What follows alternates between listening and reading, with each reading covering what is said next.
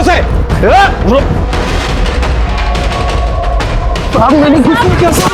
अरे साहब छोड़े प्लीज साहब, साहब छोड़े, इन्होंने कुछ नहीं किया साहब, साहब साहब प्लीज साहब, उन्होंने कुछ नहीं किया। मैंने देखा वो गोविंद कंपाउंडर उस लड़के के साथ था साहब, और वो लड़के का हाथ कसकर पकड़ा हुआ था और वो लड़की उसको जबरदस्ती छुड़ाने की कोशिश कर रही थी। मैं सच कह रहा हूँ साहब, मैंने उस लड़की को बचाने की कोशिश की थी। हमारे हॉस्पिटल की बदनामी हो जाती।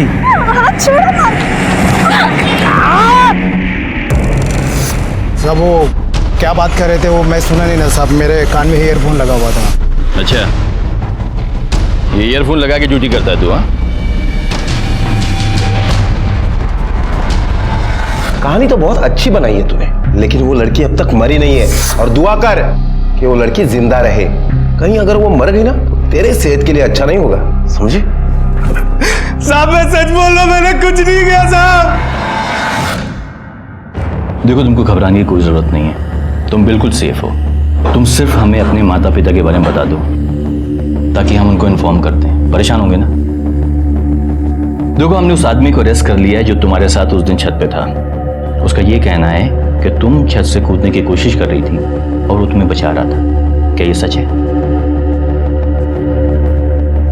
अच्छा, तुम चाहो तो सिर्फ हाँ और ना में जवाब दे सकती हो। क्या नाम है तुम्हारा? कहां से आई हो? इस हॉस्पिटल में क्यों आई तुम? आखिर कौन थी ये लड़की और क्या हो रहा था उसके साथ? क्या कोई उसकी हत्या करने की कोशिश कर रहा था या फिर वो खुदकुशी करना चाहती थी?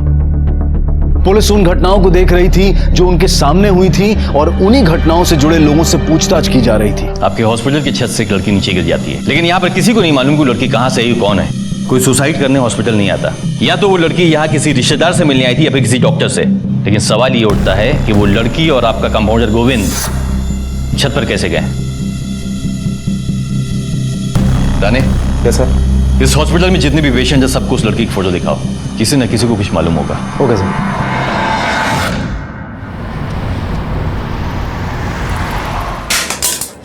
अरे ये क्या कर रही हो? पागल हो गई हो क्या? मोबाइल क्यों तोड़ रही हो? क्या पतिदेव, पुराना जाएगा तभी तो नया आएगा। अरे 3 महीने पहले खरीदा था मैंने, 15,000 रुपए का मोबाइल है वो। क्या जिंदगी वाली बातें कर रहे हो? तुम्हें पता है वो लड़की अस्पताल की छत से कूद गई है।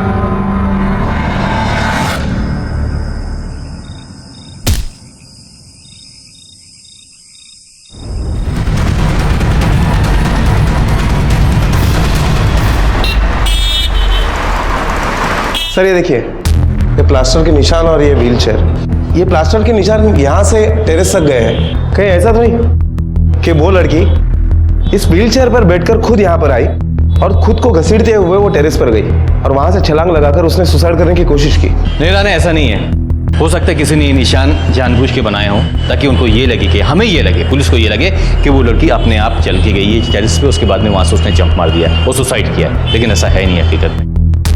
Quite possible sir. उस लड़की के पैर में प्लास्टर है, अपने आप वो छत पे नहीं जा सकती। कोई जबरदस्ती यहाँ पर आया, हॉस्पिटल में आया, उसको खींचता हुआ छत पे लेके गया और वहां से उसको धक्का दे दिया। और ये सारी चीजें आपकी मौजूदगी में हुई। लेकिन सर वो छत पे कैसे गई वो मुझे पता नहीं पड़ा। लेकिन सर आप यकीन कीजिए, इसमें हमारा कोई भी स्टाफ इन्वॉल्व नहीं है। ऐसी नीच हरकत आपके स्टाफ का एक आदमी अगर कर सकता तो मेरा शक किसी भी जाएगा। याद रखिएगा। राणे चला।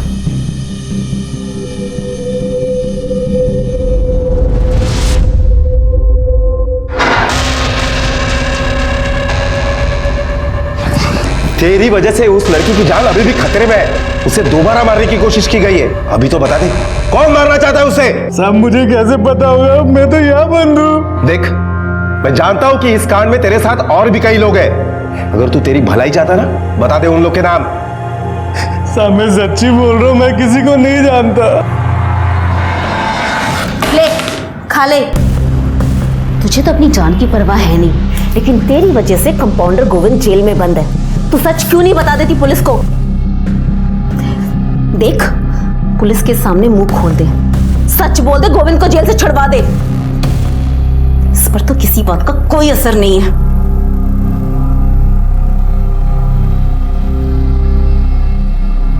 लड़की की पहचान अब तक पेशेंट नंबर 1087 बनी हुई थी और लड़की की चुप्पी ने इस केस को बेहद मुश्किल बना दिया था। पुलिस की सारी जांच पेशेंट नंबर 1087 और हॉस्पिटल से जुड़े लोगों के बीच में घूम रही थी, लेकिन कहीं और एक क्राइम और हुआ था। पर उसका इस लड़की से क्या संबंध था, अब तक इसकी पुलिस को कोई खबर नहीं थी। अरे रुकिए, कहाँ जा रहे हैं आप लोग? सब वो रचना से मिलना साहब। कौन रचना? वो जिसका फोटो डाला अखबार में आप लोगों ने साहब, वो हमारा बेटी है, वो उससे मिलना साहब हमको।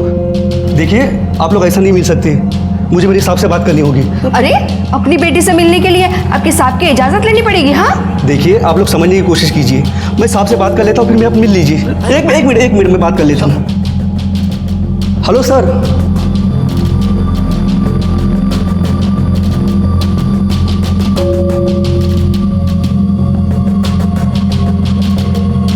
बेटी,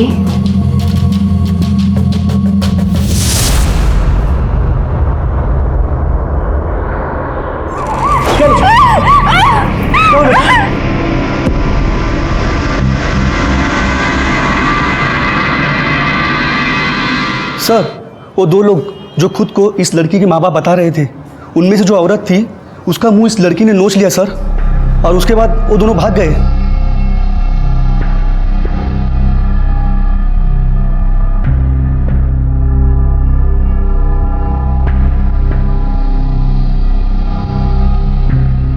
रचना, बेटा आपका नाम रचना है ना? बोलिए बेटा, आपका नाम रचना है? अच्छा एक बात बताइए, जो दो लोग आपसे मिलने आए थे अभी, कौन है वो? अगर माँ बाप हैं तो फिर आपने उनका मुंह क्यों नोचा? बोलो रचना, मैं तुमसे सवाल कर रहा हूं एक। रचना, पेशेंट नंबर 1087 का पुलिस को नाम मिल गया था रचना, लेकिन वो अनजान लोग कौन थे जो रचना से मिलने आए थे और अपने आप को रचना के माता पिता बता रहे थे? और अगर वो सच में रचना के माता पिता थे तो रचना ने उनका मुंह क्यों नोच लिया था? आखिर क्या रिश्ता था उनका रचना से? जाहिर था कि रचना के दिल में उनके लिए बेहद नफरत थी, लेकिन इस नफरत की वजह क्या थी? और पुलिस के सामने रचना ने चुप्पी क्यों साध रखी थी? सर, एक लड़की अपने माँ बाप के साथ ऐसे कैसे बिहेव कर सकती है? कहीं ऐसा तो नहीं कि वो औरत और वो आदमी हमसे झूठ बोल रहे हैं कि लड़की उनकी बेटी है? हो सकता है रानी, लेकिन जब तक वो लड़की अपना मुंह नहीं खोल देती हम किसी भी नतीजे पे पहुंच नहीं पाएंगे। सर, मुझे लगता है कि उस लड़की पर हमें प्रेशर बनाना चाहिए, सब कुछ सच उगल देगी। नहीं रानी, ऐसे हालात में हम उस पर कोई भी प्रेशर नहीं डाल सकते। तुम एक काम करो, उन दो लोगों के बारे में पता लगाओ, सीसीटीवी से उनकी फोटो निकालो, अपने सारे इन्फॉर्मर्स को बांटो। मुझे यकीन है कि कोई ना कोई क्लू जरूर मिलेगा। एक तरह से देख के बता, इन दोनों को जानता है? हाँ जानते हैं ना साहब, यहीं पास में घर है इनका, दोनों अपनी दुकान पे आते जाते रहते हैं। ये आदमी माधव मालवी नाम है इसका, और ये इसकी पत्नी जानकी। एड्रेस बता सकता है? पानी पियो घोड़ों के जैसे और काम गधों के जैसे करो। पता नहीं क्या सोच के तुम लोगों पे भरोसा कर लिया मैंने। अरे तो क्या करते, देखा नहीं बिल्ली की तरह नोच डाला है। अरे तुम हम गए थे तो कम से कम उसको लेकर ही आ जाते। अब तक चुप है वो, लेकिन अगर पुलिस के सामने कुछ बक दिया तो? लेकिन चुप। सुनो, घर आ जाओ, कुछ काम है। तुम लोगों से तो कुछ होगा नहीं, इसलिए किसी और से ही करवाना पड़ेगा। निकलो तुम लोग यहाँ से।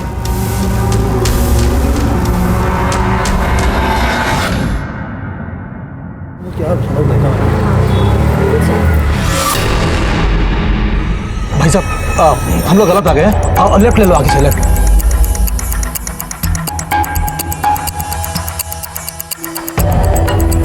सुनिए। हाँ जी। ये जानकी मालवी और महादेव मालवी यहीं पे रहते हैं क्या? हाँ सर, यहीं पे रहते हैं। उनके घर पे ताला है, कहाँ गए कुछ पता है? कहाँ जा रहे हैं ये तो कुछ बोल के नहीं गए सर। अच्छा, उनकी बेटी रचना, उसके बारे में कुछ बता सकती हैं आप? बेटी सर उनकी कोई बेटी है ही नहीं। क्या? हाँ। अच्छा, महादेव मालवी या जानकी मालवी का नंबर है आपके पास? हाँ जी सर है। सर इनके घर पे तो ताला है और एक बात पता चली है कि रचना के माँ बाप है नहीं और पुलिस से बचने के लिए ये लोग फरार हो गए। तुम एक काम करो, उनके फोन टैप करो, पूरी डिटेल निकालो, कब और किससे बात करते हैं, मुझे पूरी रिपोर्ट चाहिए। Okay sir. ये लड़की तेरे हॉस्पिटल में है, बड़ी सख्त जान, जा ही नहीं रही। मतलब आप मुझे इसका... तू बिल्कुल सही समझ रहा है। इसके जीवन की ज्योति जो कि अखंड होती जा रही है, उसको बुझा दे।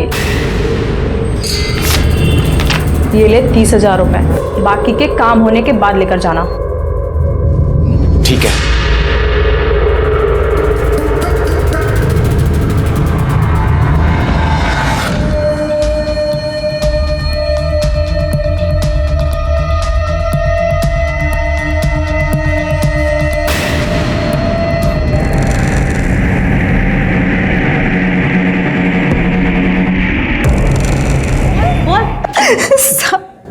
मैंने कुछ नहीं किया। देखो तुम्हें रंगे हाथ पकड़ा गया है। क्यों मारना चाहती थी उस लड़की को? अब भी सच बताओ, वरना ये मैडम है ना। साहब मैं एकदम सच बोल रही हूँ। मैं उसे सिर्फ वहां डराने गई थी। उसकी वजह से कंपाउंडर गोविंद जेल में है, उसकी बीवी प्रेग्नेंट है और देखभाल करने वाला कोई नहीं साहब। मुझसे उसका दुख नहीं देखा जा रहा था बस। क्यों? तेरा यार है गोविंद? बगैर कोई कहानी बताए सिर्फ ये बता दे कि तुम दोनों ने मिलकर रचना को मारने की कोशिश क्यों की? सर, उसको कौन मारना चाहेगा जो खुद अपनी मौत की भीख मांग रहा हो? जब मैंने उसकी जुबान काटने की धमकी दी तो वो मुझसे कहने लगी कि मेरा गला ही काट दो। वो तो खुद दिल करके मर रही है साहब। मैं उसे क्या मारूंगी? बड़े से बड़ा बहादुर भी अपने सामने मौत को देखकर एक पल के लिए डर जाता है, लेकिन रचना शायद जिंदगी से इतनी नफरत करती थी कि वो हर हाल में मौत चाहती थी। आखिर ऐसा क्या हुआ था रचना के साथ? देखो रचना, मैं जानता हूं कि तुम एक बहुत बड़ी मुसीबत में हो। बेटा कोई है जो तुम्हें मारना चाहता, तुम्हारी जान खतरे में है, लेकिन वो जो भी है वो सामने नहीं आता। उसने किसी और को हायर किया तुम्हें मारने के लिए। अच्छा एक बात बताओ, वो नर्स वीना जो थी, इसने तुम्हें वाकई मारने की कोशिश की या सिर्फ तुम्हें डरा रही थी? बोलो, मैं तुमसे एक सवाल कर रहा हूं। देखो बेटा, मैं चाहता हूं कि तुम्हारी लाइफ जो है वो नॉर्मल हो जाए, तुम वापस अपने गांव जाओ, अपने माँ बाप के पास एक अच्छी जिंदगी बिताओ। लेकिन तब तक पुलिस तुम्हारी मदद नहीं कर पाई जब तक तुम जवाब नहीं दोगे, कुछ बोलोगी नहीं। तुम्हें पुलिस के साथ में कोऑपरेट करना ही पड़ेगा।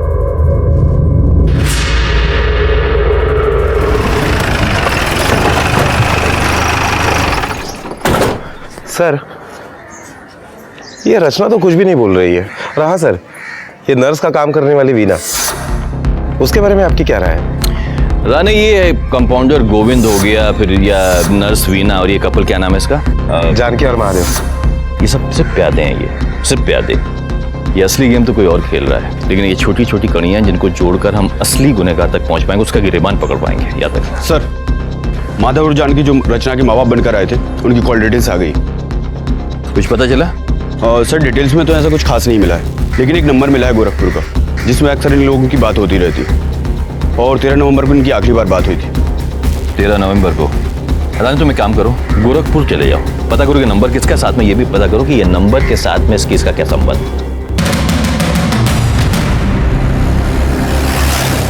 ये मुंबई पुलिस से है, ये आपसे कुछ पूछताछ करने के लिए आए हैं। इस फोटो में जो दो लोग हैं, क्या जानते हैं आप उन्हें? सर ये तो मेरे भैया भाभी हैं। आप इनकी फोटो क्यों दिखा रहे हैं? क्या बात है सर? और ये फोटो देखिए, इस फोटो में जो लड़की है, क्या पहचानते हैं आप इसे? नहीं पहचानते इसे। गौर से देखिए, पहचानने की कोशिश कीजिए। हमने कहा ना साहब, इसे हम नहीं जानते। सर इनके लिए ये मर गई है, पर क्या हुआ है इसे? ये हमारी बच्ची रचना है, इसे क्या हुआ है सर? इसके सर में पट्टी क्यों बंधी है? देखिए, ये लड़की मुंबई के एक हॉस्पिटल में एडमिट है। 2 बार इसकी जान जाते जाते बच गई है। कैसे माँ बाप है आप? अपनी बेटी की खबर लेने की भी कोशिश नहीं की आप लोगों ने?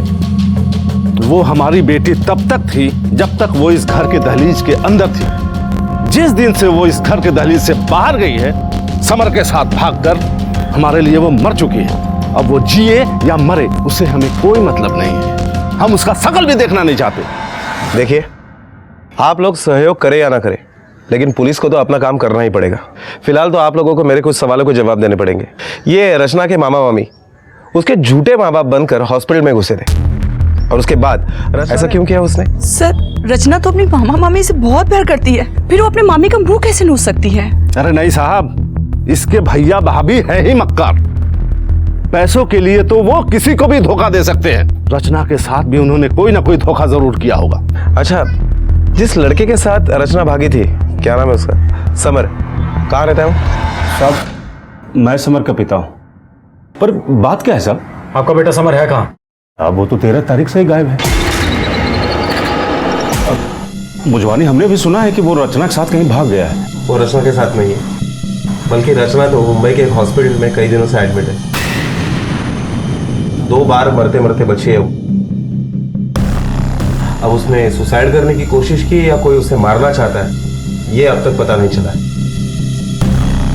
100% जान लेने की कोशिश की होगी उसने। इतने यकीन से कैसे कह सकते हो? साहब, उसको उस लड़की से कोई प्यार वार नहीं था। उसका मतलब पूरा हुआ और छोड़कर चला गया होगा, और बेचारी लड़की सदमा झेल नहीं पाई, इसलिए जान लेने की कोशिश की होगी उसने। तुम अपने भाई के बारे में ऐसे कैसे बोल सकते हो? नहीं नहीं साहब, मेरा बेटा किसी लड़की को धोखा नहीं दे सकता है।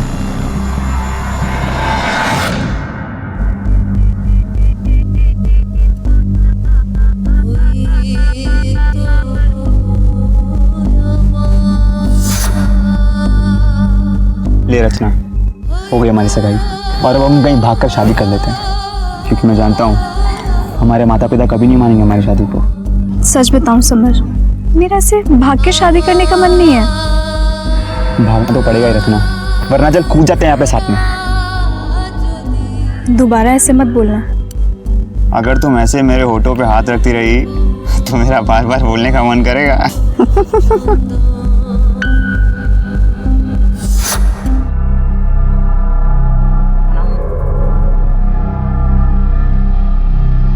तुम्हारे बारे में सब कुछ पता चल चुका है हमें। नाम रचना मालवी, तुम्हारे माता पिता का नाम श्याम मालवी और नंदिनी मालवी। देखो, सब कुछ जानते हैं हम तुम्हारे बारे में। अपने माँ बाप के खिलाफ एक समर नाम के लड़के के साथ में तुम भाग के आई थी। उस लड़के ने तुमको धोखा दिया, तुमसे झूठ बोला, तुमको छोड़ के चला गया, और उसके गम में तुमने अपनी जान देने की कोशिश की। क्यों? एक धोखेबाज के लिए क्यों अपनी जान देना चाहती हो तुम? हम समर के लिए जान देना चाहते हैं। समर ने हमें धोखा नहीं दिया है। समर धोखेबाज नहीं है। अगर समर ने तुमको धोखा नहीं दिया है तो फिर कहां है वो? वो मार दिया मेरे समर को।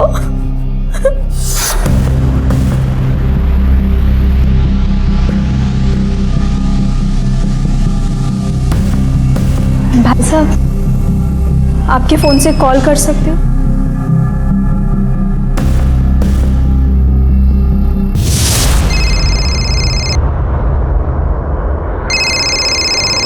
हेलो हेलो समर, हम रचना। हाँ रचना, कहाँ हो तुम? अरे तुम्हारे मामा मामी ने हमें धोखा दिया है। किसने मारा? तुम्हारे मामा मामी ने तुम्हें धोखा क्यों दिया? देखो बेटा, तुम्हें सब कुछ बताना पड़ेगा पुलिस को। तुम चाहती हो ना कि समर के कातिल को सजा मिले, तुम्हें कोऑपरेट करना पुलिस के साथ में, सब कुछ बताना पड़ेगा।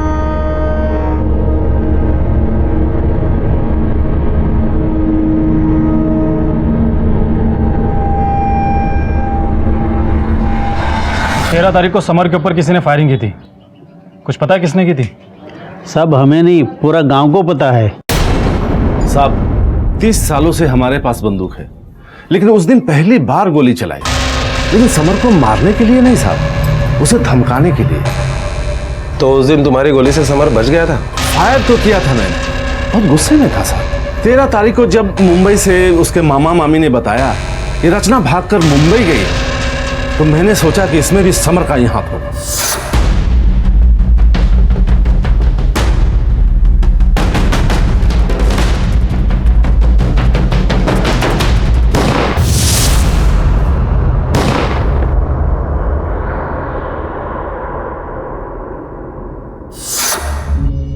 पर वो बच गया साहब। अगर समर जिंदा है तो फिर वो है कहाँ? ये तो पता नहीं साहब।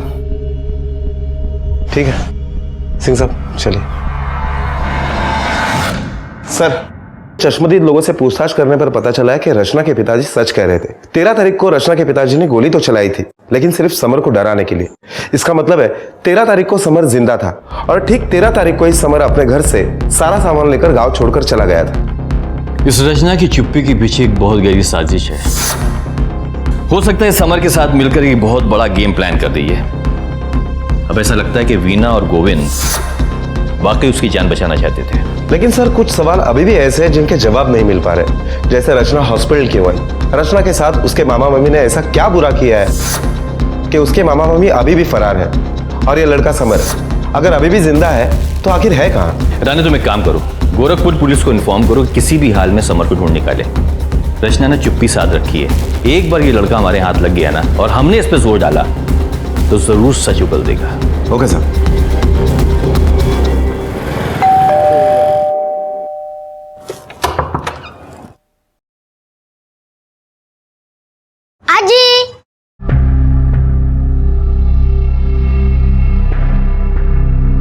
कैसा है मेरा बेटा? माँ ये देखो मैं क्या लेकर आई हूँ। ये देखो ये भी। ये सब किस लिए? हमें इसकी कोई जरूरत नहीं है बेटा। माँ ये साड़ी है पूरी 10,000 की। और पापा ये देखो आपके लिए घड़ी पूरे 25,000 रुपए की है। 25,000 की पापा। हमें इसकी कोई जरूरत नहीं है।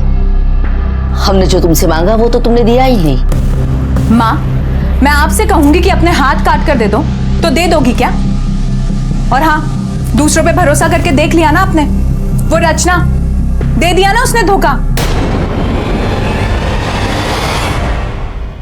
रचना, तुम्हारे लिए बहुत बड़ी खुशखबरी है। तुम्हें जान के खुशी होगी कि समर जिंदा है।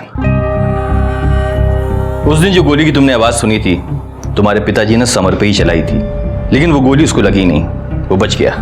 समर जिंदा है? कहाँ है वो? देखो यही बात तो मैं तुमसे पूछना चाहता हूँ, कहाँ है समर? हमें कैसे पता होगा वो कहाँ है? देखो रचना, मैं अच्छी तरह से जानता हूँ कि तुम मुझसे कुछ छुपा रही हो।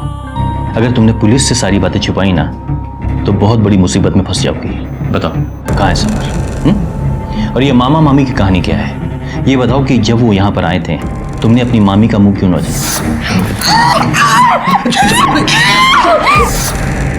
समर सच में जिंदा है ना? या आप हमसे झूठ बोल रहे हैं? हम तुमसे झूठ क्यों बोलेंगे? और वैसे भी अगर तुमने समर के बारे में नहीं बताया तो हम उसे खुद ढूंढेंगे।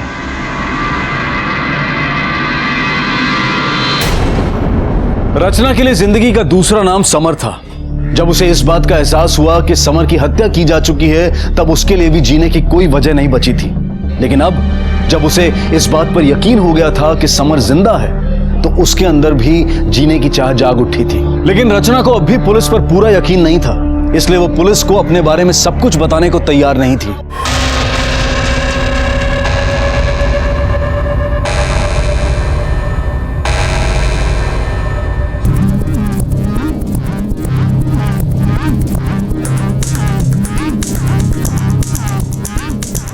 इस लड़के को देखा है यहाँ आसपास में? साहब ये तो वही लड़का है।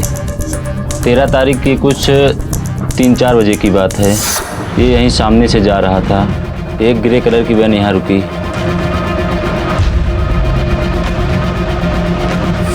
तो जब ये सब तुम्हारी आंखों के सामने हुआ तो तुमने पुलिस में शिकायत क्यों नहीं की? साहब डर गए थे। अभी आपने पूछा तो बता दिया। गाड़ी का नंबर याद है? नंबर तो नहीं देखा, लेकिन ग्रे कलर की वैन थी। सुन जरा 2 मिनट यहाँ खड़ा रहे, मैं जाके आता हूँ।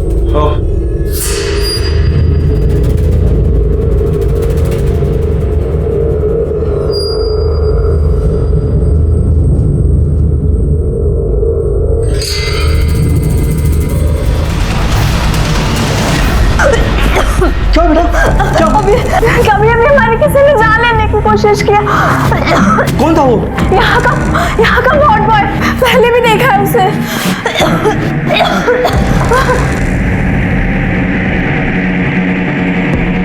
Hello sir.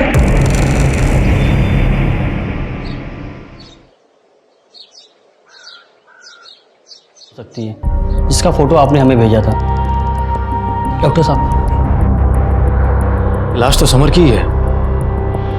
इसकी पोस्टमार्टम रिपोर्ट के मुताबिक इसके सर पर किसी रॉड जैसी चीज़ से 4 बार हमला किया गया और इसकी मौत भी उसी वजह से हुई है। मौत का वक्त है 13 तारीख को तकरीबन 3 से 5 के बीच। 13 तारीख की कुछ 3-4 बजे की बात है। 13 तारीख को इसको किडनैप किया गया था। मिश्रा, मुंबई पुलिस को खबर कर दो और इसके घर वालों को भी बता दो ताकि वो इसका अंतिम संस्कार कर सके। Yes sir.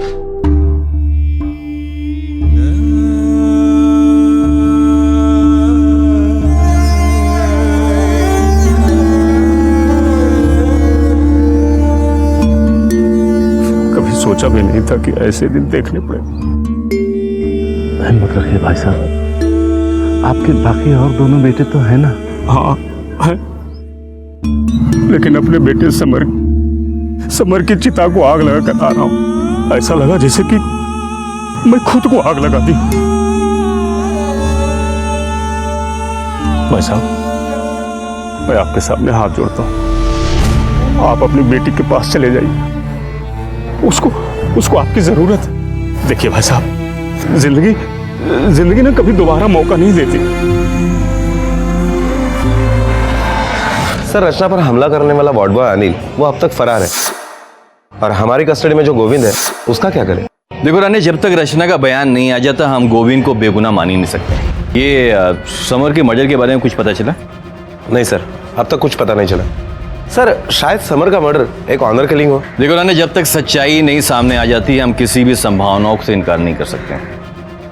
हो सकता है कि समर का मर्डर उसी ने किया हो जिसने रचना को मारने की कोशिश की है। हो सकता है सर।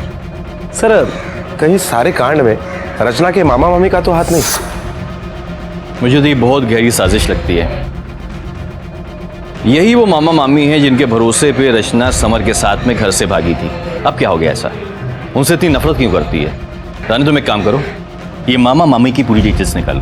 कहाँ जाते हैं, किससे मिलते हैं, किससे बातें करते हैं, ये इनके बैंक अकाउंट्स, इनकी कॉल डिटेल्स, सारी चीजें बारीकी से चेक करो।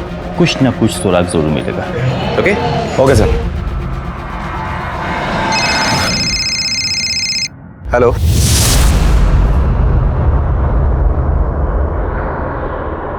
ऐसे क्या हो गया कि जैसे तुम लोग यहाँ पर पहुंचे रचना यहाँ से गायब हो गई? नहीं साहब, पर जब हम लोग यहाँ पहुंचे तो रचना बहुत खुश नजर आ रही थी, हंस हंस कर अच्छे से बात कर रही थी साहब। हम लोगों ने आपस में बैठ के गिले शिकवे भी दूर कर लिए थे। लेकिन जब हम लोगों ने उसे समर के मर्डर के बारे में बताया, वो एकदम बदहवास सी हो गई थी साहब। हम लोगों ने उसके मन को शांत करने के लिए बाहर वाले मंदिर के पास भी लेकर गए। अरे रचना किधर है? अरे रचना कहाँ गई? रचना सर, मेरी रचना पता नहीं कहाँ चली गई सर। एक बात मेरी समझ में नहीं आती कि माँ बाप का प्यार एकदम से कैसे उमड़ आया। अचानक आप लोग मुंबई आ गए और आप दोनों के आते ही रचना यहाँ से गायब हो गई। सर, आप एक माँ की ममता पे शक कर रहे हैं? क्यों ना करें, मैंने पहले भी कई माओं को देखा है ममता का गला घोटते हुए। अगर रचना के गायब होने में तुम दोनों का हाथ हुआ तो मुझसे बुरा कोई नहीं होगा, याद रखना। चला। क्यों रखा है हमें यहाँ पे? जाना है, जाने दो हमें।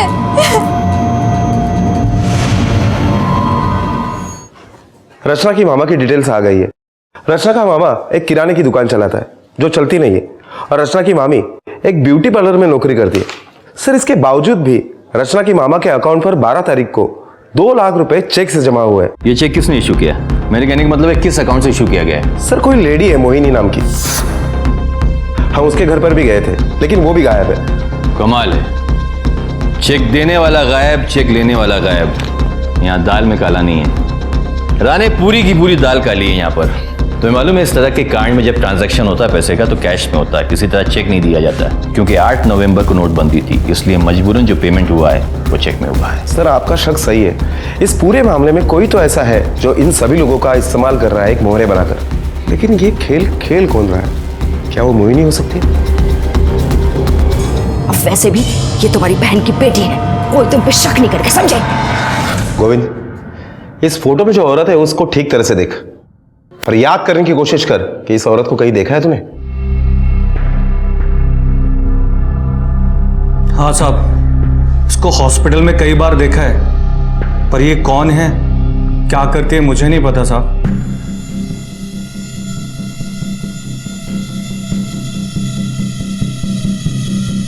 सर ये देखिए, 13 तारीख को मोहिनी हॉस्पिटल में तो आई थी, रिसेप्शन पर भी गई और उसके बाद वो इस कपल के पास गई। उसके साथ ये कपल कौन है? रानी तुम एक काम करो, हॉस्पिटल से डिटेल निकालो, इस कपल के बारे में पता करो और ये भी पता करो कि ये कपल मोहिनी के साथ में हॉस्पिटल क्यों गया था। Okay sir. मिस्टर जोशी, इस लड़की का नाम है रचना और ये है मोहिनी। इन दोनों को जानते हैं आप? जी नहीं। जी नहीं, हम तो नहीं जानते। माँ, पुलिस से झूठ क्यों बोल रही है? अगर आप ऐसा करोगी तो आप पापा को और मुश्किल में डाल दोगे।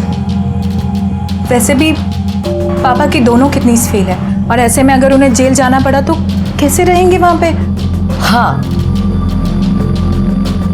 हाँ, इनके दोनों किडनीज फेल है। इंस्पेक्टर साहब, अपनी जान बचाने के लिए मुझे एक डोनर की जरूरत है, लेकिन मेरी ये बेटी सिमी, इसने मुझे अपनी किडनी देने से साफ मना कर दिया। मेरी किडनी है, मेरी मर्जी है, नहीं देना मुझे। अच्छा, तो तुझे सिर्फ मेरी प्रॉपर्टी चाहिए? हाँ? एक मिनट, आपके आपसी झगड़े जो हैं वो बाद में निपटाइएगा। मैं सिर्फ आपसे ये सवाल करना चाहता हूँ कि आप मोहिनी से क्यों मिले थे? दरअसल मोहिनी ने खुद हमें कांटेक्ट किया था, कह रही थी कि वो किडनी का इंतजाम कर सकती है, 15 लाख लगेंगे, और रचना को भी वही लेकर आई थी कहीं बाहर। उसी ने सारे टेस्ट कराए हमारे। 13 तारीख को वही हमें यहाँ से हॉस्पिटल ले गई थी ऑपरेशन के लिए, लेकिन बाद में हमें पता चला कि जो लड़की मुझे किडनी देने वाली थी वो हॉस्पिटल के छत से कूद गई थी। हो सकता है कि रचना के मामा मम्मी ने रचना के किडनी के लिए मोहिनी से डील किया हो, और हो सकता है कि रचना के गायब होने में मोहिनी का जरूर हाथ है और उसके मामा मामी का इन्वॉल्वमेंट। उसके माँ बाप के साथ में सख्ती से पूछताछ करो। मुझे शक है कि मामा मामी के साथ में उनका भी इन्वॉल्वमेंट है। Okay sir. हेलो,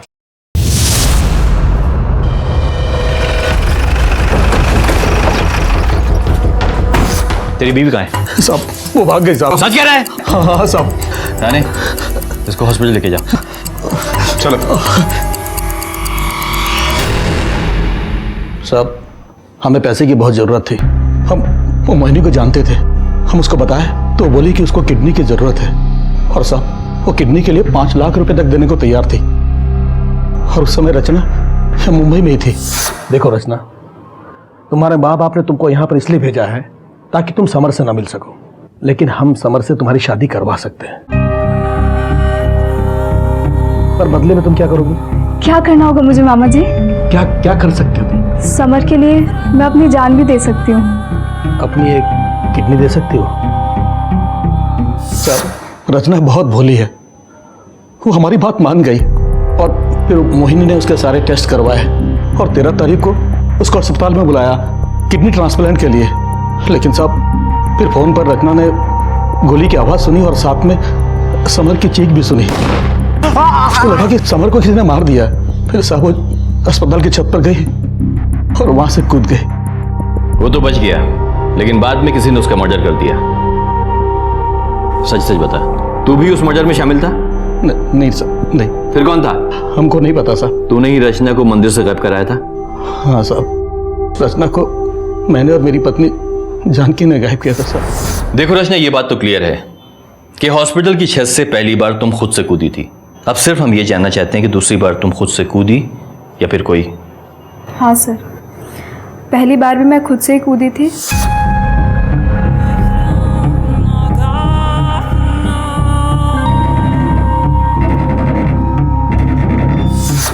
और दूसरी बार भी।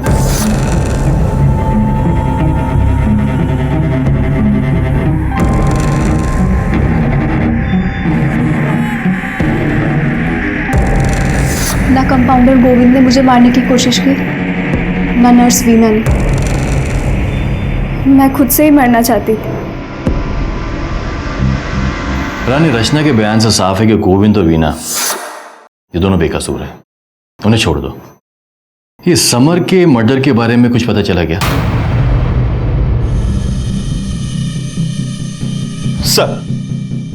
सर गोरखपुर में 174 ग्रे कलर की वैन है, जिनमें से 111 टूरिस्ट व्हीकल में चलती हैं। 13 तारीख को वैसी एक ग्रे कलर की वैन गांव के 2 लड़कों ने किराए पे ली थी सिटी ट्रैवल्स वाले से। कौन थे वो दोनों? सर वो दोनों समर के बड़े भाई थे।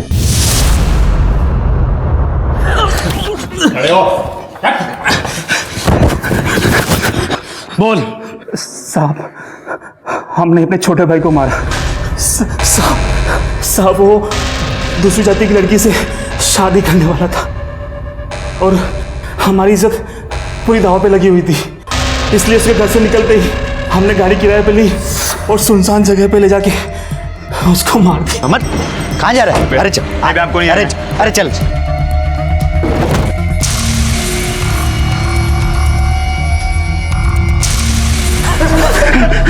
सिर्फ इतनी सी बात के लिए तुमने अपने भाई को मार डाला। एक बार भी नहीं सोचा तुम्हारे माँ बाप पर क्या बीतेगी। 3 बेटे होने के बाद भी अब उन्हें पूरी जिंदगी बेऔलाद होकर गुजारनी पड़ेगी। समर के दोनों भाई पुलिस की हिरासत में हैं और उन पर समर के मर्डर का केस चल रहा है। रचना की मामी जानकी और किडनी रैकेट चलाने वाली मोहिनी यादव दोनों अब भी फरार हैं और पुलिस उनकी तलाश में जुटी हुई है। लेकिन यह तय है कि आज नहीं तो कल दोनों पकड़े ही जाएंगे, जबकि रचना के मामा और किडनी रैकेट से जुड़े सभी लोगों पर केस चल रहा है। लेकिन आज के दौर में इंसानी रिश्तों को यह क्या होता जा रहा है? क्या नफरत, अहम और स्वार्थ इतने ताकतवर हो गए हैं कि उसके सामने खून के रिश्ते भी कमजोर बन गए हैं? लेकिन यह सोचने की जरूरत है कि रिश्ते, परिवार, समाज ये सब जिंदगी को और बेहतर बनाने के लिए बनाए गए थे, ना कि जिंदगी और इच्छाओं का दमन करने के लिए। शायद आज के समय में यह जरूरत है कि हम फिर से अपने मूल्यों का आकलन करें। मुंबई से तुम्हारे गांव पहुंचते पहुंचते 2-2.5 घंटे लगेंगे। वक्त बहुत कम है, काम बहुत ज्यादा, इसलिए बिना वक्त बर्बाद किए बताओ ये रति तुम्हें कहाँ मिली थी और कब मिली थी? साहब, रति और मेरी पहली मुलाकात हमारे गांव के डॉक्टर राणे के क्लिनिक में हुई थी। क्लिनिक में? जी, 7-8 साल पहले की बात है। मैं ट्रैक्टर से नीचे उतरता था, गिर गया, एक गुल्ले की हड्डी टूट गई। वो राणे डॉक्टर ने मेरा ऑपरेशन किया। अभी चेकिंग के लिए आना पड़ता है महीने 2 महीने में। डॉक्टर हो यार, धीरे से दर्द हो रहा है ना। अरे घबराए मत सरपंच जी, भला हो अपनी गांव की मिट्टी का, हवा का और जो घी आपने खाया है, ये तो मामूली मूछ है, कुछ दिनों में सही हो जाएगा। अब घबराइए मत, मैं कुछ दवाई लिख के देता हूँ, है ना? घबराइए मत, तुम्हारा क्या जाता है डॉक्टर? तो फिर मैं चलता हूँ। हाँ, अरे सुनिए, अभी आप निकल सकते हैं, लेकिन 4-5 दिन कंटिन्यूसली आपको यहाँ आना होगा, सिकाई और मालिश के लिए, और कुछ एक्सरसाइज भी बता दूंगा, वो करते रहना। रति जी, ये जरा दवाई निकाल के देना डिस्पेंसरी से, और इनकी सिकाई और मालिश कराती रहना, है ना? और कुछ एक्सरसाइज भी बता दूंगा, वो भी कराती रहना, है ना? जा। डॉक्टर। हाँ जी। ये रति है, हमारे यहाँ काम करती है, बेचारी अनाथ है। आज से ये आपका ख्याल रखेगी। अब बिल्कुल परेशान मत हो, आपका मूड सही हो जाएगा, है ना? हाँ जी। साहब, रति सीरत और सूरत से बहुत अच्छी लड़की थी। उसके दिन रात सेवा करने से ही मैं ये लंगड़ते हुए भी चल सकता हूँ, हाँ, वरना नहीं चलता था। रति बेटा, तुझे आता जादू है, बहुत अच्छा लगता है, तू मालिश करती है तभी। आप ना ऐसे आते रहा करिए, तो मैं ना आपकी मालिश करके आपका सारा दर्द निकाल दूंगी। बेटा, मतलब तुझे किसने सिखाया ये सब? मुझे डॉक्टर साहब ने सिखाया। अरे वाह, होशियार है। उसके पहले मैं उससे जानता तक नहीं था, लेकिन जब भी वो सामने आती थी तो एक ऐसा लगाव मन में उत्पन्न होता था। ऐसा लगने लगा कि नहीं, ये अपनी कोई बेटी जैसी है।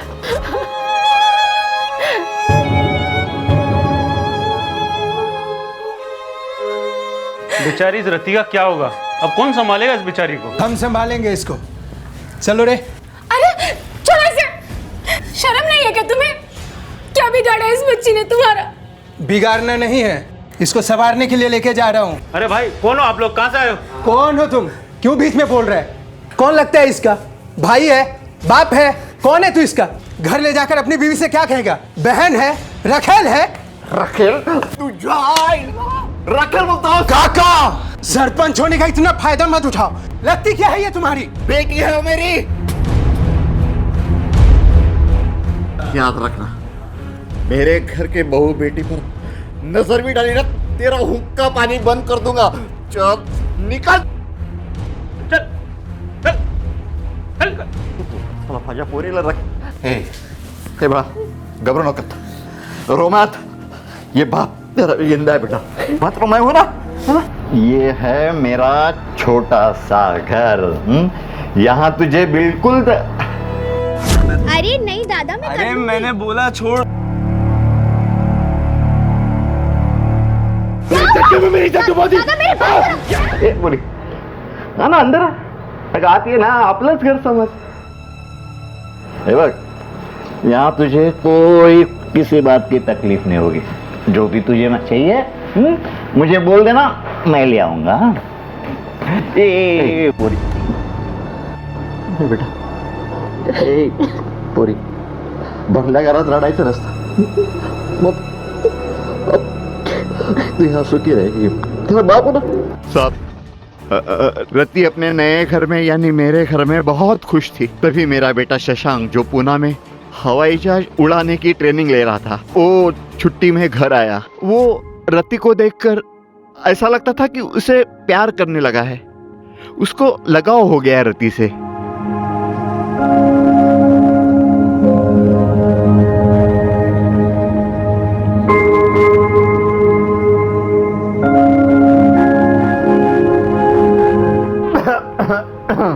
अरे बाबा, आप कब आए?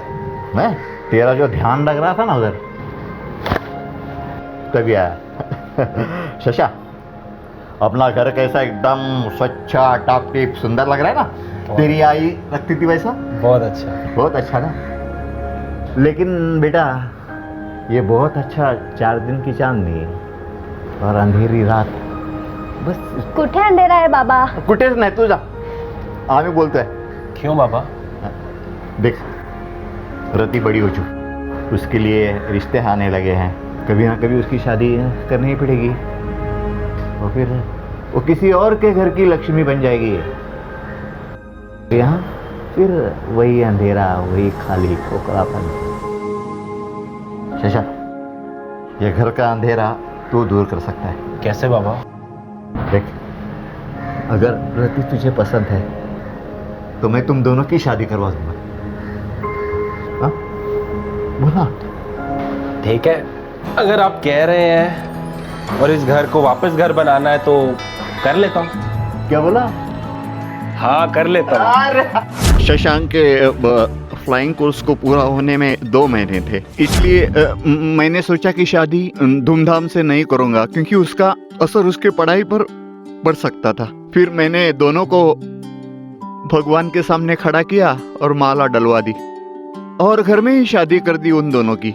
सोचा था शशांक की नौकरी लग जाएगी तो पूरे गांव को न्योता दूंगा, लेकिन इंसान के सब सपने कहाँ पूरे होते हैं साहब। घर में खुशियों की बजाय मातम ने पैर फैलाने शुरू कर दिए साहब। ये तुम्हारे ऊपर बहुत अच्छी लगेगी। ये तो हो गया मेरा गिफ्ट, तुम्हारा गिफ्ट। मासा गिफ्ट का है? वैसे आज तुम बहुत खूबसूरत लग रही हो। चलो मेरा गिफ्ट दो।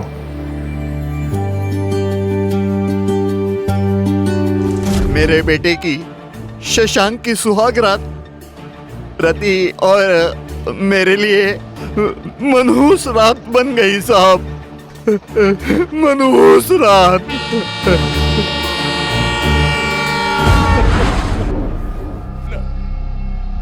जवाब कर दो। अरे नहीं दादा, मैं अरे मैंने बोला छोड़।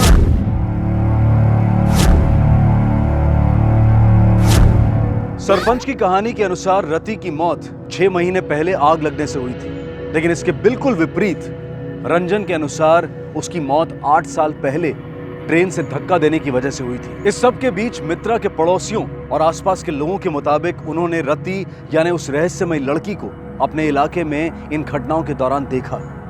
तो आखिर सच क्या था? क्या रति सचमुच जिंदा है? अगर हाँ तो वो इस वक्त कहाँ है? और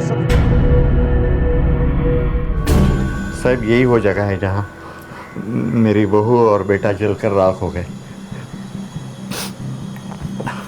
चलिए सरपंच जी, आपके बहू और बेटे के बारे में सुनकर बहुत दुख हुआ, पर एक बात समझ में नहीं आई। कौन सी? रंजन को तो आप जानते ही होंगे। ये रंजन कौन है? रंजन कौन? रंजन एक मुंबई में मर्डर केस में हमारा प्राइम सस्पेक्ट है। इस वक्त हमारे कस्टडी में है वो, और उसकी इंक्वायरी आप हमारे पुलिस स्टेशन के बाहर कर रहे थे। ओह, रंजन को क्यों पकड़ा? मर्डर का केस है उसके ऊपर, अंदर पूछताछ चालू है। आपके होने वाली बहू का वो भाई भी है। कुछ याद आया? नहीं। कोई बात नहीं, पुलिस स्टेशन चलते, वहाँ सब याद आ जाएगा। गाड़ी में बिठाओ इनको। लेकिन साहब मैं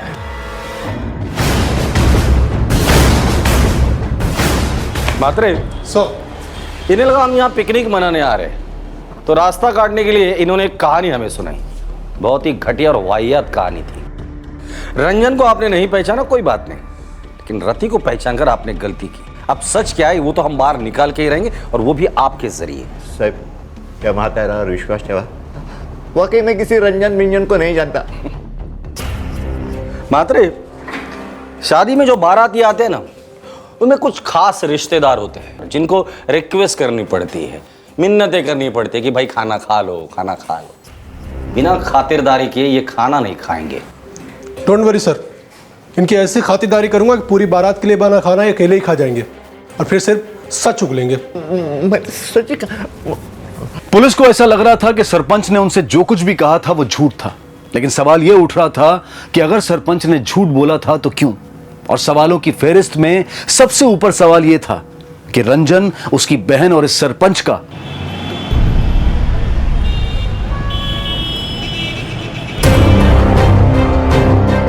गाड़ी रुको ना सर, जाना है। क्या हुआ? मुझे बाथरूम जाना है। अभी चुपचाप बैठो, कोर्ट में पेशी के बाद कर लेना सब। सर मेरे हाथ में नहीं है सर, कंट्रोल नहीं हो रहा, इमरजेंसी है, जाना है। गाड़ी रोको आगे। शिंदे तुम साथ में जाओ।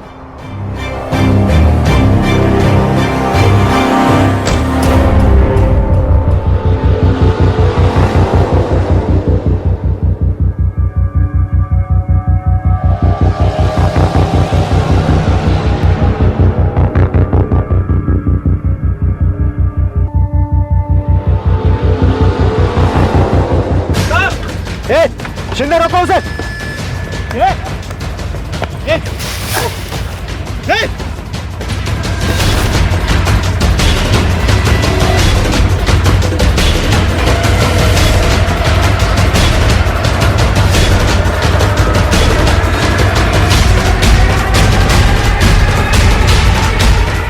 तुम इस तरफ देखो, मैं इधर देखता हूं।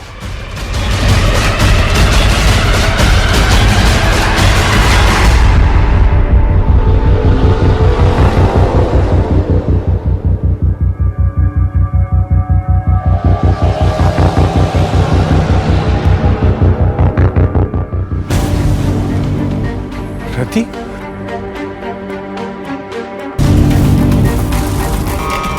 सर, रंजन हमारे हाथ से भाग निकला। क्या बॉम्बे ड्यूटी कर रहे थे या सो रहे थे तुम? उसकी फोटो हर पुलिस स्टेशन में सर्कुलेट कर दो। 24 घंटे के अंदर रंजन मुझे मेरे कस्टडी में चाहिए। Okay sir.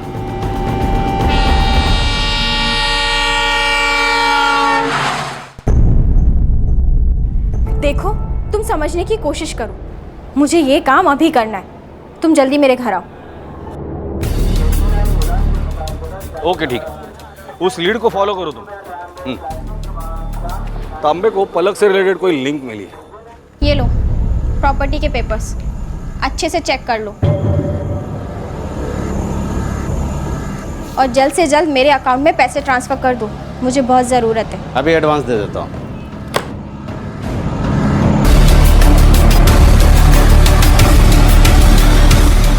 प्रॉपर्टी बेचने की इतनी जल्दी क्या थी?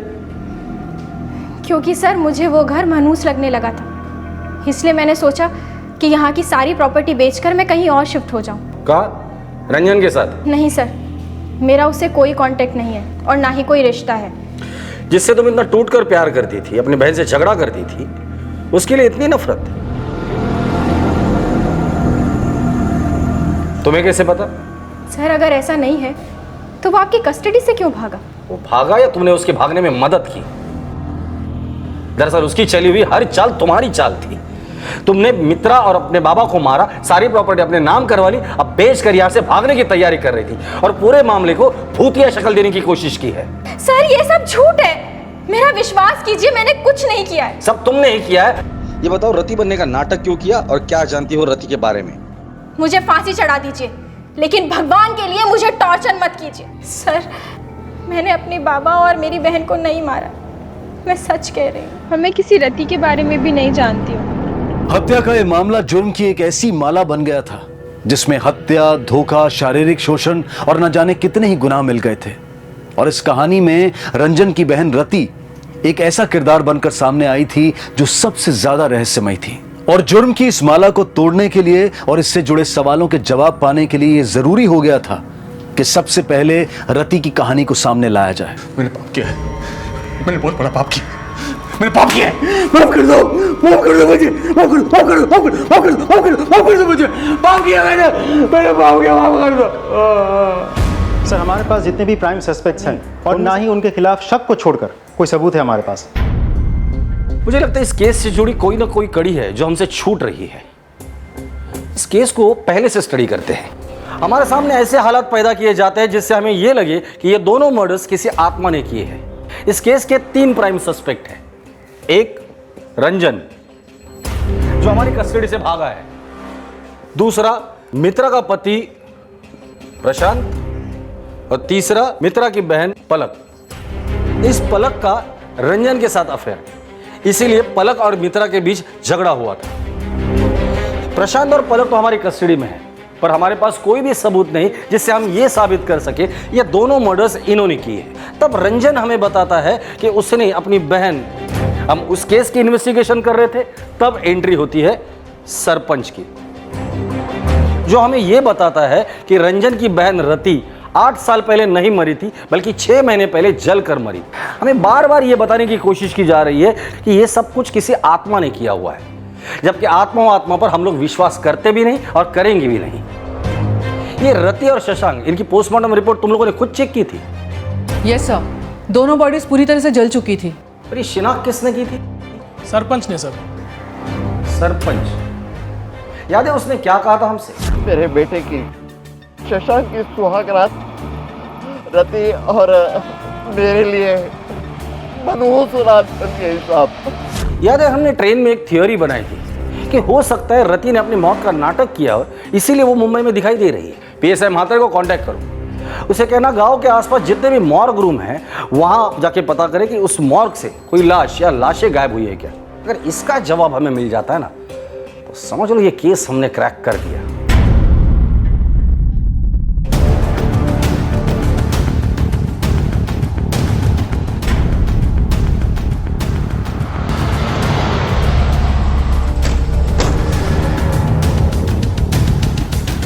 इस केस को देखिए, आप में से किसी ने इसको देखा है?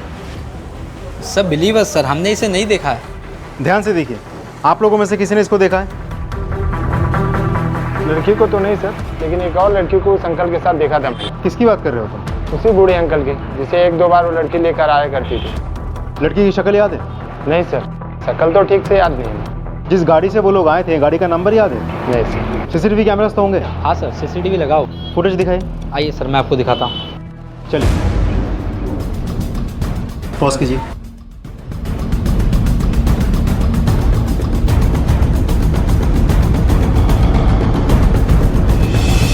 हाँ, एक गाड़ी का नंबर लिखो, MH02-2111।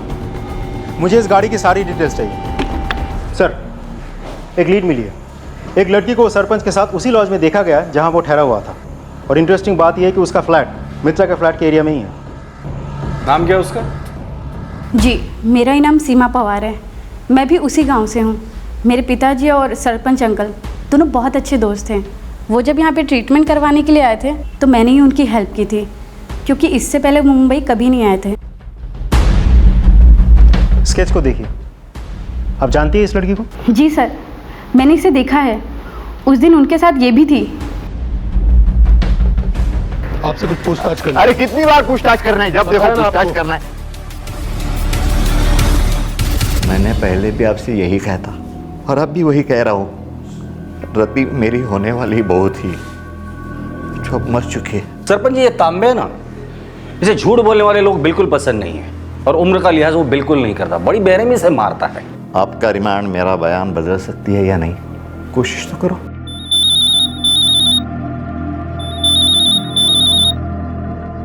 हेलो,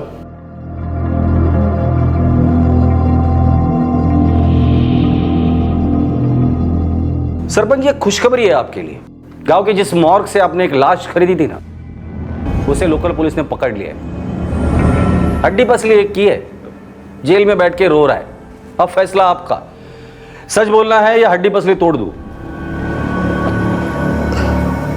साहब, रति को खुश रखने के लिए उसे मैं अपने घर ले आया, लेकिन मुझे क्या पता था कि मेरा बेटा इंसान नहीं, राक्षस है।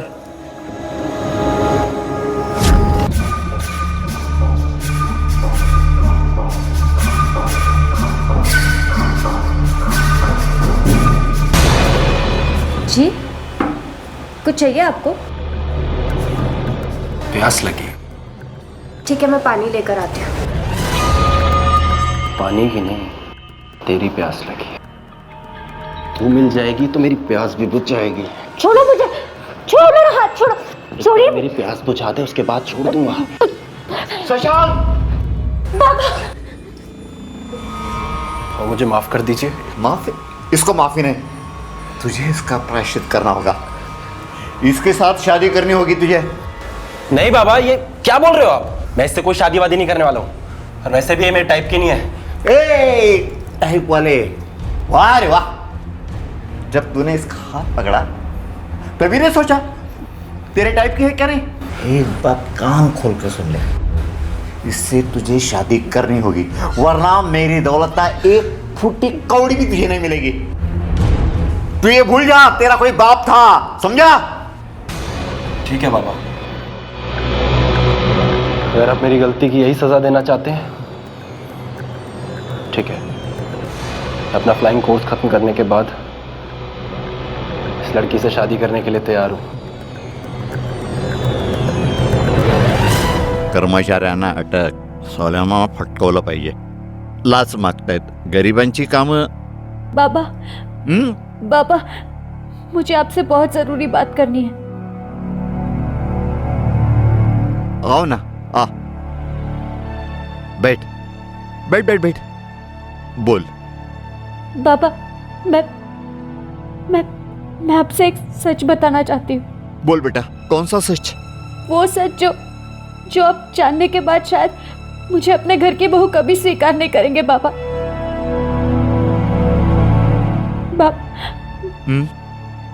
मैं जब छोटी थी तो मैंने बहुत दुख सहे बाबा। मुझ पर बहुत अत्याचार हुआ है। हाँ। बचपन में मामा ने मुझसे जबरदस्ती करने की कोशिश की और फिर नासिक में लल्लन ने। यहाँ जब मैं आपसे मिली तो उम्मीद की एक किरण दिखाई दी, लेकिन जिस डॉक्टर ने मुझे बचाया था वही। जैसे तूने सरपंच जी की सेवा और इलाज किया है ना, वैसे मैं चाहता हूँ कि तू मेरी भी सेवा और इलाज कर। डॉक्टर साहब, लेकिन उन्हें तो चोट लगी थी ना, आपको तो कहीं भी चोट नहीं लगी है। चोट? क्या किया आपने? आज से मैं तेरा मरीज और तू मेरी डॉक्टर। सेवा में कोई कमी नहीं आनी चाहिए, समझ? सुनिए, खोलिए, ऐसा पाप मत कीजिए, वो बच्ची है। हाँ, वही दवाई लेते रहना। एक चाहिए, एक्सरसाइज। बात तो कभी सुनते नहीं। एक कितनी बार समझाया तुम्हें? लो भुगतो, पेट से है ये। क्या बक रही है? सच कह रही हूँ। चल हट, चल मेरे साथ, चल नहीं, चल मेरे साथ। जा रही हूँ। सुनो सुनंदा, चाय पिला दे जल्दी। रति, चाय लाना।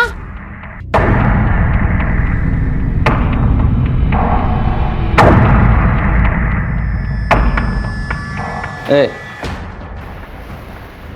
रात में तो बड़ी गर्म हो रही थी, सुबह होते दिमाग सही हो गया, ऐसे ही रहा कर, ऐश करेगी। जा।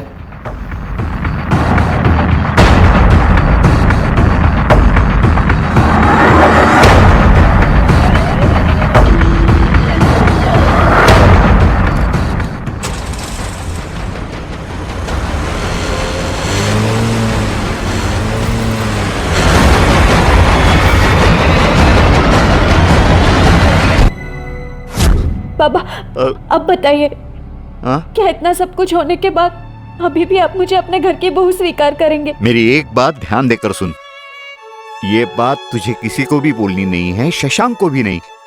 नहीं पापा, जो हुआ सो भूल गया। और तेरी कसम खा के मैं कहता हूँ, शशांक की शादी मैं तेरे से ही करूंगा। बेटा तुम मेरे घर की बहू बनेगी। साहब, मैंने वही किया जो मुझे ठीक लगा, लेकिन कुछ भी हो, इस सब में मैंने अपने एकुलता एक बेटा खो दिया साहब। वो कैसे? साहब, बदकिस्मती दुर्दैव आमचं। शशांक ने हम दोनों की बातें सुन ली थी।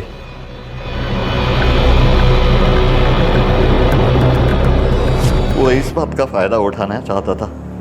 वो शादी से पहले ही रति से शारीरिक संबंध रखने के लिए उसे ब्लैकमेल करता था साहब। पुलिस की तमाम कोशिशों और सरपंच के बयान ने यह साबित कर दिया कि वो रहस्यमय लड़की यानी कि रति अब भी जिंदा है। अब पुलिस के सामने बस एक ही चुनौती थी, रति को ढूंढना और उसे गिरफ्तार करके ये पता करना कि उसका और उसके भाई रंजन का मित्रा और मित्रा के पिता की हत्या से क्या संबंध है। मैं रति और रंजन का पता चाहिए।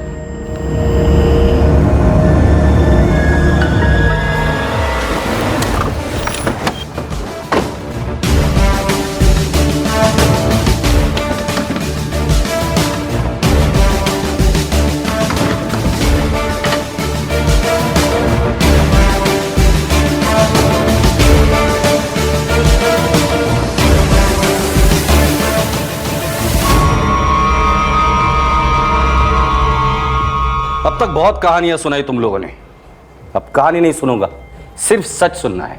ए चल शुरू हो जा, बोल। हम दोनों भाई बहन एक दूसरे से बहुत प्यार करते थे।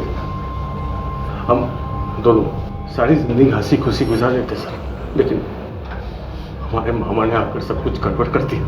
उस रात मामा को रति ने नहीं, मैंने मारा था। उसके कमरे में मैंने आग लगाई थी। डॉक्टर साहब को मैंने मारा था। अब सोचती हूँ तो लगता है कि बहुत पहले मार देना चाहिए था। चाय में क्या मिलाया था? जहर। इस दवाई का पता मुझे डॉक्टर साहब से ही चला था। शशांक को क्यों मारा? शशांक को मैंने नहीं मारा था साहब, वो तो अपनी मौत खुद मरा था, मुझसे जबरदस्ती कर रहा था। तुम मुंबई कैसे पहुंची? शशांक के मरने के बाद मेरे पास कोई चारा नहीं था। ये मुर्गी बिना कुछ करे दुख पे दुख भोगे जा रही थी। सब वो केयर टेकर को बहुत के मैंने दारू पिलाई, कुछ पैसे लिए और लाश खरीद ली। लाश को घर ले आया और शशांक के साथ फिर से जला दिया। और मैंने गाँव वालों से कह दिया कि आग में शशांक और मेरी बहू जल के हो गए साहब। सरपंच काका ने मेरा मुंबई में रहने का इंतजाम करवा लिया था। तब एक दिन अखबार में मैंने मित्रा के किए कारनामों पर एक लेख पढ़ा था, उसमें दादा की फोटो भी छपी थी। दादा दादा, मैं जिंदा हूँ दादा। दादा मैं आ रही हूँ आपके पास। दादा ने कहा था कि मित्रा उनसे उनकी मरी हुई बहन यानी कि मुझसे बातें करवाती थी। मैं ये सोचकर दंग रह गई थी साहब कि मेरे जिंदा होते हुए वो मेरी आत्मा से दादा को कैसे बात करवा सकती है। तब मैंने दादा से मिलने का फैसला किया और मैं मुंबई आ गई सरपंच काका के साथ। वैसे भी सरपंच काका को मुंबई अपने इलाज के लिए आना ही था। यहाँ पर हम आए और सीमा से मिले। इत्तेफाक से सीमा का घर मित्रा के घर के पास ही था। मुझे जैसे ही मौका मिला मैं दादा से मिलने चली गई। सर, जब मैंने रति को अपनी आंखों के सामने खड़ा पाया जिंदा, तो मेरे होश ही उड़ गए सर। पिछले 8 साल की पूरी तस्वीर मेरे आंखों के सामने आ गई। रति को चलती ट्रेन से धक्का देने के बाद जब मुझे मेरी गलती का एहसास हुआ तो मेरा मन हाथ में हिलाने से भर गया था सर। मेरी एक छोटी सी गलती ने रातों की नींद हराम करती थी सर। मैं प्रायश्चित करना चाहता था सर। मैं अपनी बहन से बात करना चाहता था। मैं बहन को पाना चाहता था फिर से। फिर अचानक एक दिन मुझे पता चला कि मुंबई में एक औरत मित्रा नाम की है जो आत्माओं से कांटेक्ट कराती है। फिर मैंने 7 से 8 साल उस औरत की सिर्फ इसलिए गुलामी की सर ताकि वो मेरी मरी हुई बहन से बात करा सके। और जो मैंने पाप किया था उसकी मैं माफी मांग सकूं मेरी बहन से। उस औरत ने मुझे अपनी बहन से बात भी करवाया सर। तो मुझे यकीन हो गया सर कि मेरी बहन मर चुकी है और मैं उसकी आत्मा से बात कर रहा हूं। लेकिन जब रति को मैंने सामने देखा तो मुझे एहसास हुआ कि उस औरत ने मुझे बेवकूफ बनाया था सर। वो औरत उसका बाप दोनों मिलकर मुझे बेवकूफ बना रहे थे सर। अगर वो दोनों मुझे बेवकूफ नहीं बनाते सर, मैं अपनी बहन को खोज निकालता। उसको कुछ बर्दाश्त नहीं करना होता जो ये सह चुकी थी। इसलिए मैंने उसका पहले बाप को मारा सर। ये सब आपको पता था ना? देखो, तुम लोगों के साथ जो कुछ भी हुआ वो गलत था, लेकिन तुमने जो किया वो भी गलत था। लेकिन कानून हाथ में लेने के बजाय तुम अगर पुलिस के पास आते तो पुलिस तुम लोगों की जरूर मदद करती। और अगर तुम पुलिस के पास जाते तो बाकी की जिंदगी तुम अपने बहन के साथ हंसी खुशी गुजार सकते थे। वो अपनी जिंदगी जेल के सलाखों के पीछे बिताना। मुझे माफ कर, मुझे माफ कर दे रति। मुझे माफ कर दे, अपने भाई को माफ कर दे। हम जिस दुनिया में रहते हैं, जिसमें जीते हैं, ठीक उसी दुनिया में एक दूसरी दुनिया भी है जो कि उतनी ही भरी हुई और आबाद है जितनी कि हमारी दुनिया। और इस दूसरी दुनिया से हमारी इस दुनिया का और हमारी जिंदगी का गहरा संबंध भी है। और वो दूसरी दुनिया है हमारे दिमाग की दुनिया, जो हर तरह के विचारों से और भावनाओं से आबाद रहती है। अच्छे विचार, बुरे विचार, शक, लालच और इंसानी सोच से जुड़ी हर भावना हमारी इस दिमागी दुनिया में रहती है और लगातार हमारी जिंदगी को प्रभावित भी करती रहती है। अगर विचार और भावनाएं सकारात्मक हैं, सही हैं, तो उनके प्रभाव भी सकारात्मक और अच्छे ही होते हैं। लेकिन अगर विचार गलत या दूषित हैं तो उसका प्रभाव हमारी जिंदगी को भी दूषित कर देता है और कई मामलों में बर्बाद भी, जैसा कि मित्रा, रंजन, प्रशांत और इस कहानी के अन्य किरदारों के साथ हुआ। इन सब की सबसे बड़ी गलती ये थी कि इन्होंने अपने दिमाग में उठने वाले गलत करने के विचार के सामने हथियार डाल दिए और उसी गलत विचार ने इनकी जिंदगी तबाह कर दी। हत्याओं की इन गुत्थियों को सुलझा लिया गया, लेकिन रंजन अपने अपराध बोध का सामना नहीं कर पाया और अपना मानसिक संतुलन खो बैठा और उसका इलाज इस वक्त एक मानसिक चिकित्सालय में चल रहा है। रति पर अदालत में केस फाइल कर दिया गया है, जिसमें उसकी पैरवी के लिए एक एनजीओ ने उसकी मदद की पेशकश की है। हम उम्मीद करते हैं कि रति को अदालत से इंसाफ मिले और हमें इस कहानी से एक सबक। इसी विचार के साथ अब मैं अनूप सोनी आपसे विदा लेता हूं। फिर मुलाकात होगी अगले एपिसोड में एक और चौंका देने वाले केस के साथ। तब तक अपना और अपने परिवार का ख्याल रखें और देखते रहें क्राइम पेट्रोल डायल 100। सबक एक को सीख हम सबको। जय हिंद। क्राइम पेट्रोल के और भी दिलचस्प कहानी देखने के लिए हमारे चैनल को सब्सक्राइब करें और बेल आइकॉन दबाना न भूलें।